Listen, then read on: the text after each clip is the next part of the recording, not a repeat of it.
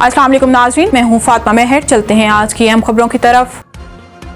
कहरोड़ पक्का bureau chief lodhra Sheikh Mohammad Jahangir से assistant commissioner Iram शहजादी का मीडिया की निशानदेही पर शहर के मुख्तलिफ पॉइंट्स पर कसाब शॉप्स की सख्त चेकिंग, ओवर चार्जिंग पर जुर्माने और वार्निंग।